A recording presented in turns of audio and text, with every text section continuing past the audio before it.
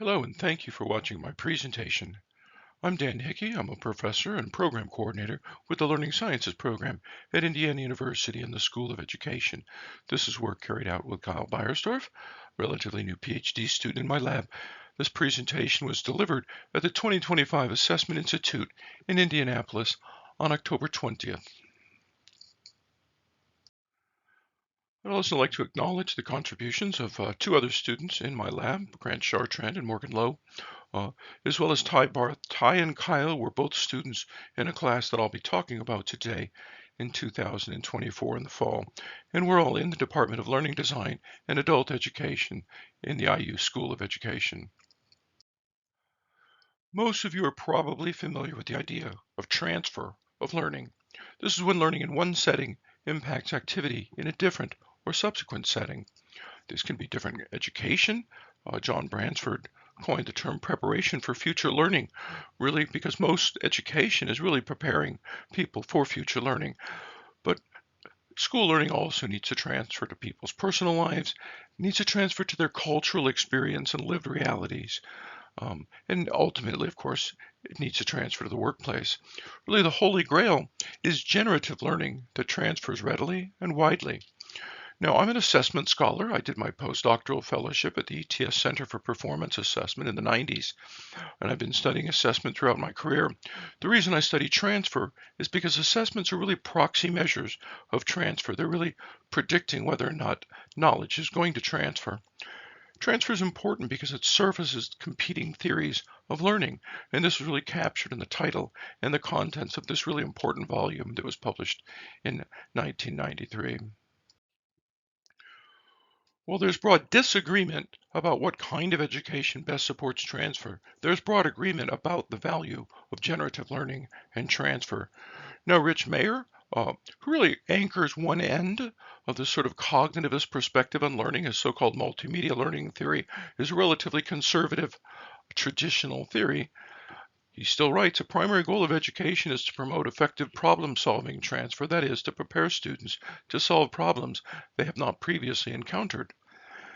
Now, really on the other end of the spectrum, the late Randy Engel, whose work is extremely influential in my work, as you'll see, who's a very much of an important theorist in situated cognition, similarly argues if students are to be successful and if schooling is to have a significant impact on their lives, it is essential that students regularly transfer what they learn.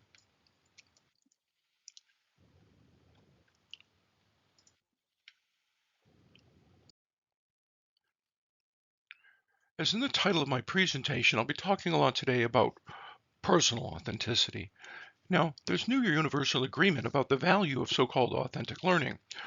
This National Academy of Sciences expert consensus report among some leading learning scientists asked authentic to whom? They pointed out that professionally authentic experience are much more typical. We see this in problem-based learning, project-based learning, where educators and experts create the problems or the uh, contexts that engage students. Well, the National Academy argued in this report that professionally authentic experiences are often unwelcoming to diverse learners. And I think that that extends really to most learners, especially in introductory settings, especially when you're teaching students from non-professional families. Um, the report argued instead that personally authentic experiences are more appropriate in many cases because they build on each student's cultural and linguistic assets. Now, the National Academy of Sciences report tied this very directly to culturally relevant and culturally sustaining pedagogy. I'm arguing in my work that it's consistent with Randy Engel's theory of expansive framing that I'll talk about a little later. So here's an overview of what I'll be talking about today. I'm going to show how personally authentic engagement, assessment, and testing can be extended with generative AI. I'm going to cycle through two examples where we push students to make numerous personally relevant connections with course content. Second, students compare their ranking and their rationale with Gen AI. And third, students formatively assess their learning in that same personally authentic context using Gen AI. And finally, students summatively test their knowledge in a different and more general context using generative AI and engage with formative feedback in that setting. We put these ideas into practice in several contexts. For example, Adam Mexell led the development of the Essential Gen AI Skills course for students at Indiana University, and that last one there on the list, Studying and Learning, uh, Relating Course Content to Your Experience, Interests, and Goals, is one that we've created and that students are using. I'm going to very quickly walk through that example. We give a brief introduction to it. We then talk to them about engagement and what it means to engage productively with disciplinary knowledge. We'll tell them a little bit about transfer. We talk to them about authenticity and this idea of personal authenticity. It's a form of culturally relevant education. And then we encourage students to go ahead and try it out. And there you can see those steps that I just talked about a minute ago.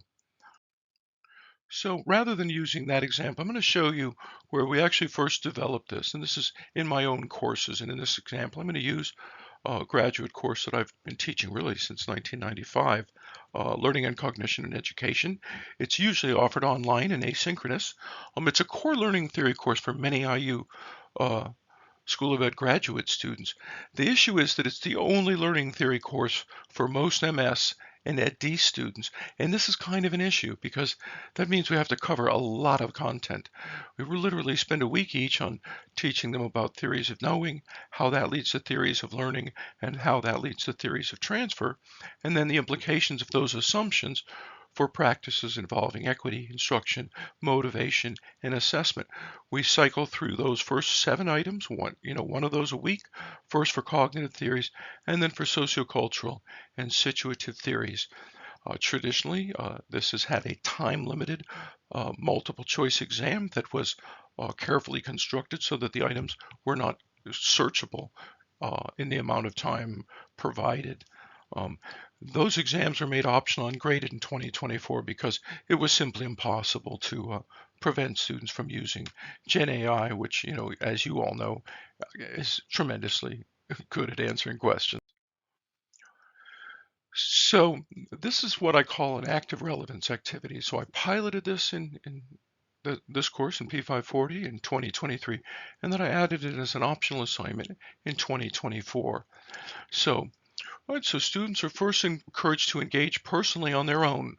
Um, they define their persona. Who are you? What's your prior experience, current interests, and future goals as they relate to this content? Then we have students identify the relevant big ideas. Most assignments have chunks of content that can be uh, summarized by a student. It's a good way to engage. And then we actually third ask them to rank the personally relevant big ideas is what I've taken to calling them, drawing on Grant Wiggins' work on backwards design. It turns out that when students are asked to identify things that are most relevant and least relevant to them and justify their ranking, it really pushes them to engage with content and make these many personal connections with content. So this is Ty's persona. This is how Ty introduced himself to his classmates and the students. And as I'll show you later, this piece of information is very important because it helps him contextualize his learning, making it so-called personally authentic. Now I've chosen to use the sociocultural transfer activity that we do in class to demonstrate the power of this approach that I'm going to show you today. Now, these 5 explanations. I'll revisit these later, but these are very, very complicated. As you can see, Ty was able to make connections between each of them and his work about teaching service technicians about electric fundamentals. Actually ran out of time and was not able to justify his rankings. And in fact, this was such a challenging piece of work that rationale was actually made optional for this part of the assignment. So these are the actual instructions in the activity that Ty used. We caution them about uploading copyrighted work and personal information to unapproved outside platforms. We tell them to provide their persona. From above, there's the persona that I used in my examples that I did alongside the students in the course. And then the prompt says, explain the most relevant big ideas in this article to my audience.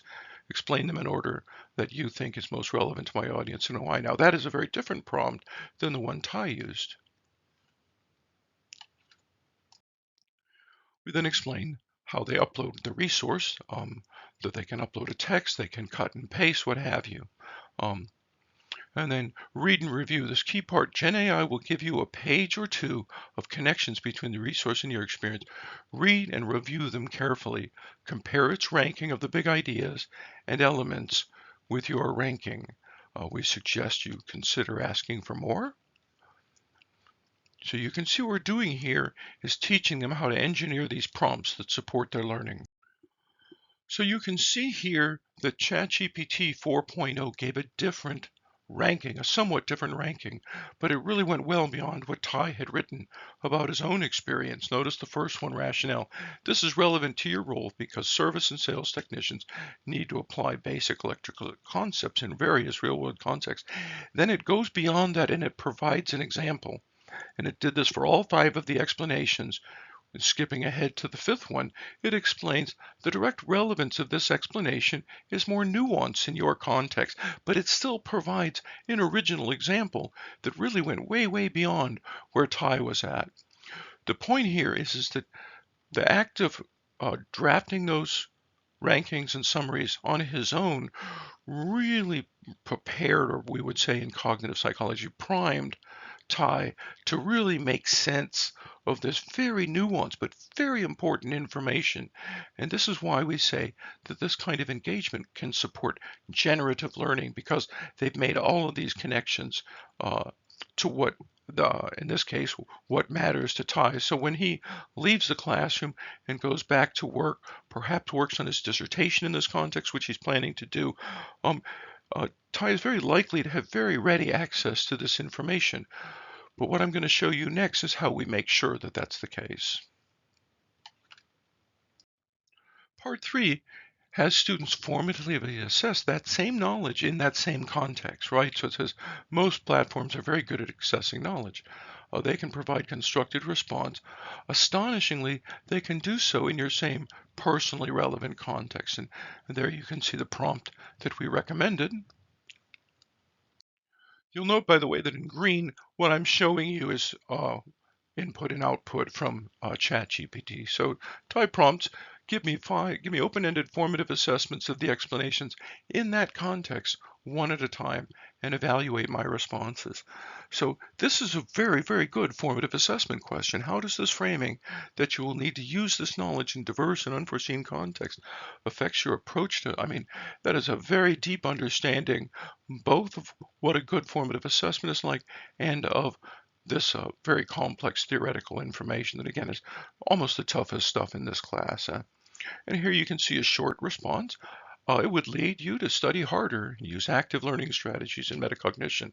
And you'll always see this with Gen AI platforms. Just like a human tutor, they will first evaluate the strengths of the response. All right, you can take a look at those. That suggestion for expansion is a really powerful thing there, right? You could have said this. Then students are instructed to summatively test their understanding, but in different contexts or decontextualize with little or no context.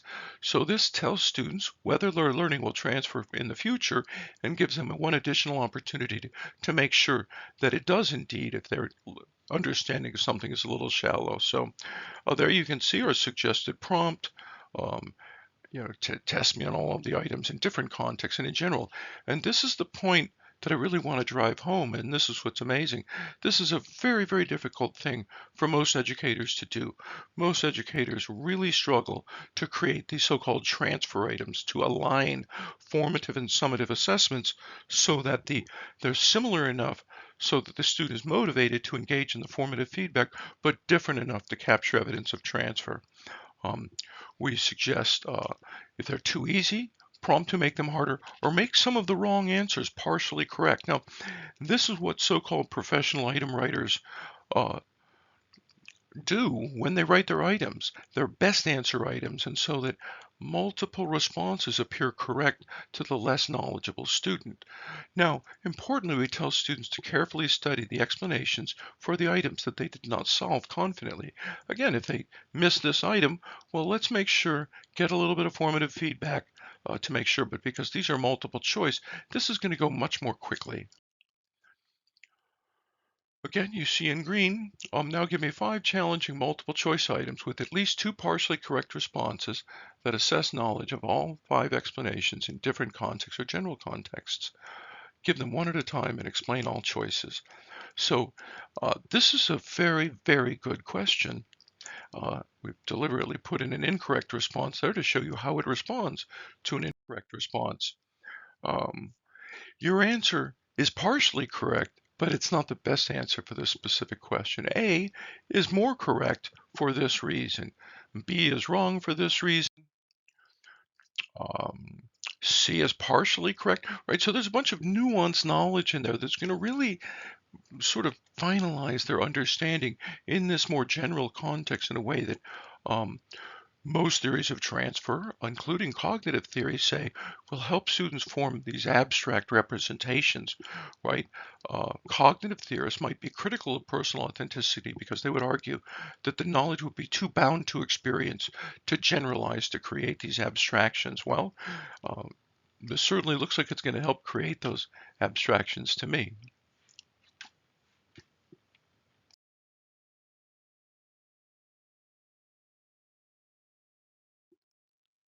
So the second example context is a proposed extension of a social justice-oriented physics curriculum known as the underrepresentation curriculum.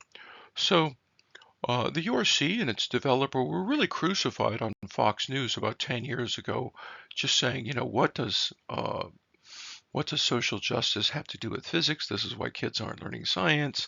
Um, when in fact they're trying to appeal to more diverse students to encourage them to enroll in physics courses and succeed. So the question we ask is whether what we're calling personally authentic generative AI, can it subvert these divisive concepts laws that really outlaw such curriculum in many states?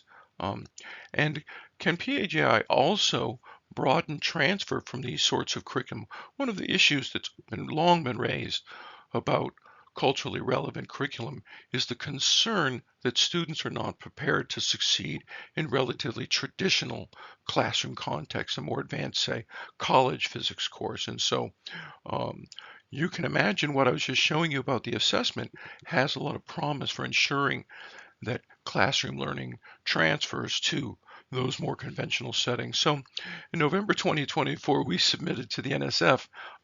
However, it was literally the same week that I learned of Rubio's flagged list. These words that were forbidden for the National Science Foundation. Uh, so this proposal was really doomed from the start. It wasn't reviewed until uh, 2025 when the Trump administration had really put all of these things in place. They didn't come right out and say that that's why they rejected the curriculum proposal, but it would have been breathtaking if they had funded it after all of the cancellations that occurred by that time.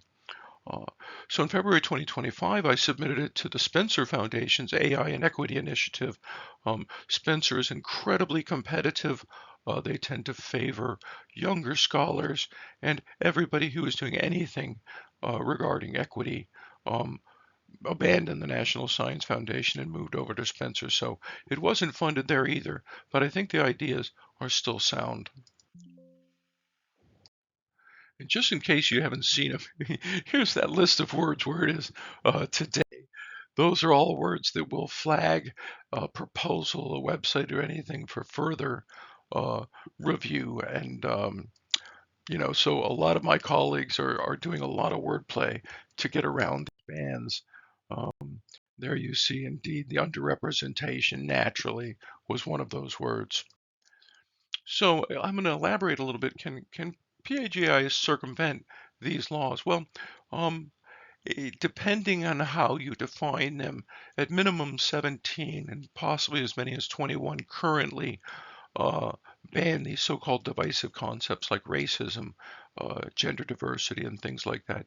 This RAND report found that even in 2022, over 1/3 of American teachers are, as they say, walking on eggshells, basically avoiding race, any controversial topics, even history. They're just steering completely clear of them because the laws are so vague and the penalties are so draconian.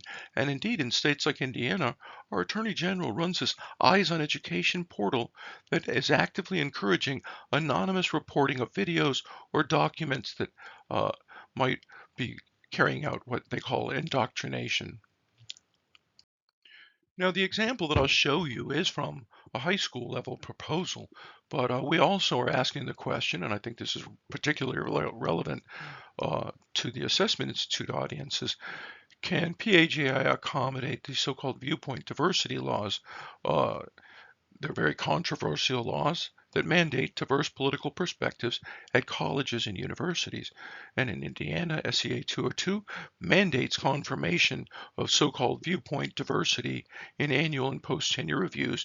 And the IU Compliance Office runs the ethics point reporting hotline where students are allowed to anonymously report what they believe are violations of these laws. And you can see there from the various articles and essays in the Chronicle of Higher Education. These laws are quite controversial.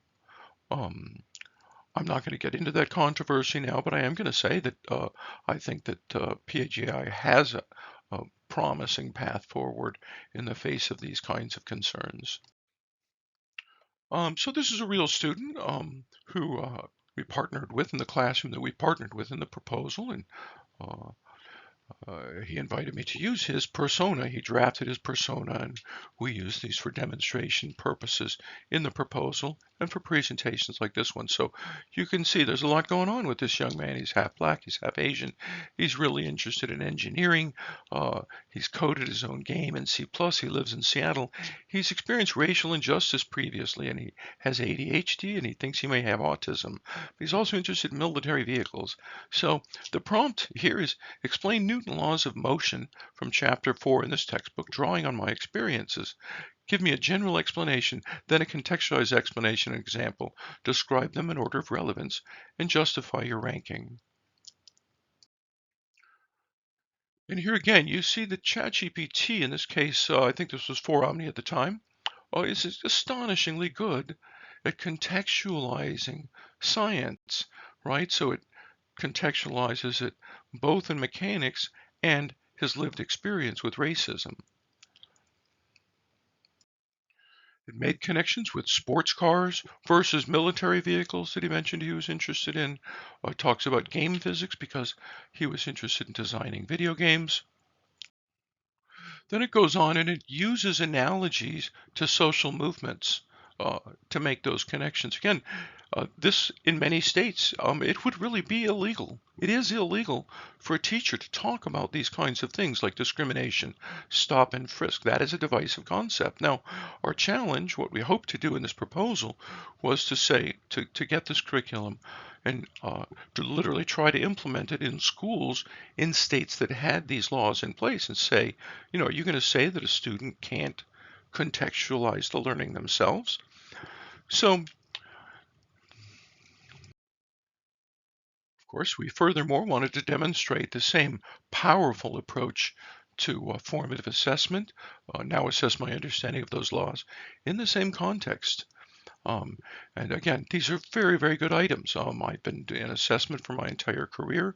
Um, I've been training teachers to write items. I teach a course on educational assessment every summer. I've trained, hundreds of teachers in that context to draft good items, and I know how difficult it is for them to learn to write good formative assessments and feedback. And here you see a student answer.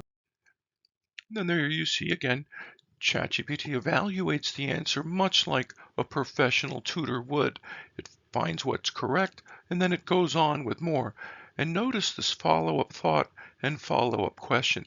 This has become even better with 5.0. ChatGPT 5.0 does a fantastic job of figuring out where you're going and offering you a very effective, more challenging or different versions of questions in this case. Again, we see that summative testing is easy and effective. So notice the prompt here. Now, this is very common. One of the things that we have learned over a couple of years of doing this is the items that ChatGPT generates are often too easy.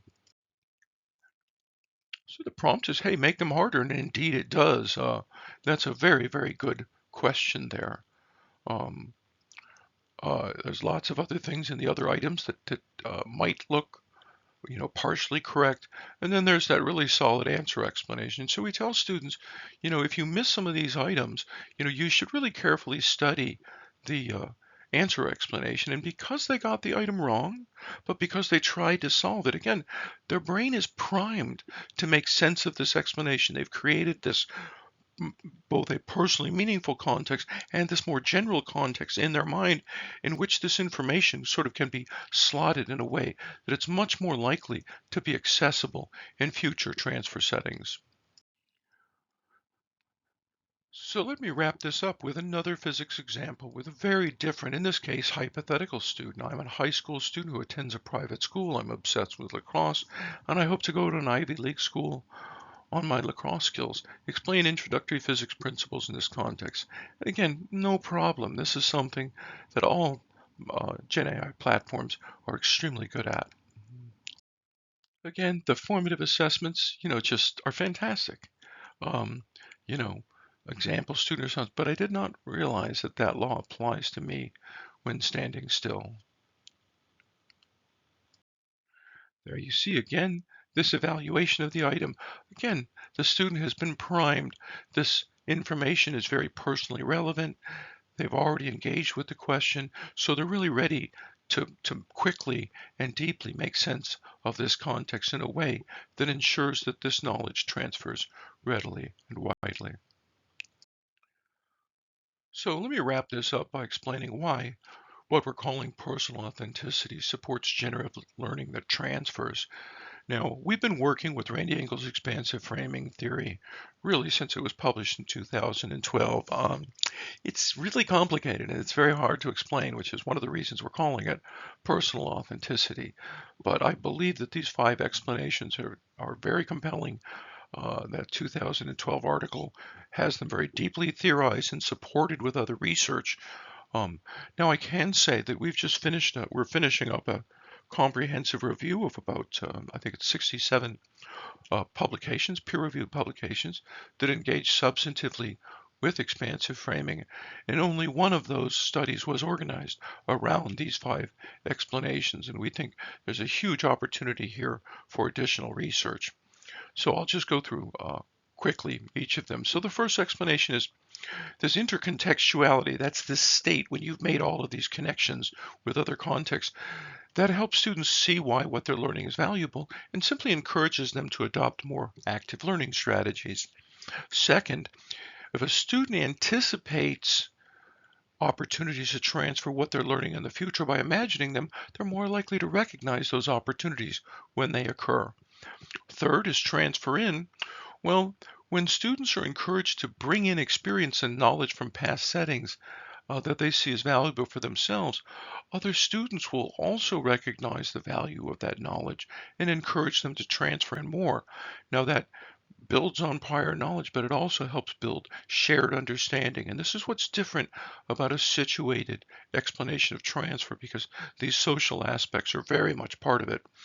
Fourth, when students author content, right, when students are positioned as authors of these unique personal connections between content and their own experiences, they feel responsible for the accuracy and integrity of that content and are much more likely to use that knowledge with confidence and with authority in transfer settings.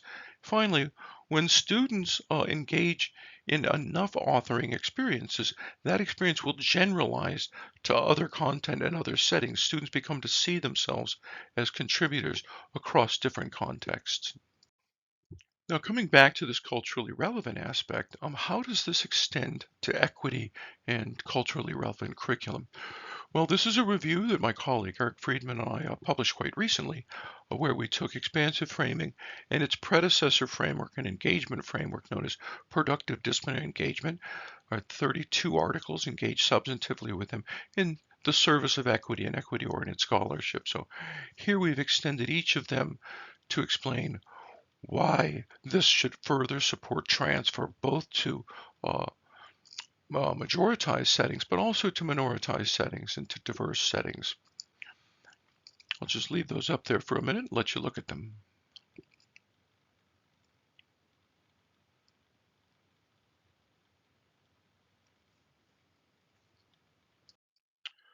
And finally, here are the full references for the presentation. And thank you for watching this presentation. I hope you found it useful.